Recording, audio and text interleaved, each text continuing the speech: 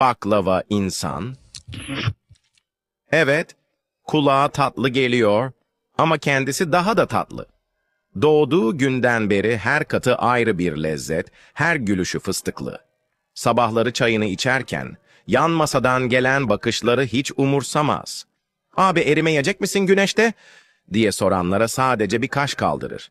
Soğukkanlı ama şerbetli. Bir gün Galata'da yürürken, bir turist onu parmakla gösterip, "O bir tatlı mı bir insan mı?" dedi. O da çayını yudumladı ve "Ben hem tatlıyım hem gerçek," dedi. Kimse onun kadar hem çıtır hem karizmatik olamaz. Güneş parladıkça daha çok parlar, rüzgar estikçe tatlı bir fıstık kokusu yayılır. İstanbul'un sokakları onsuz artık eksik.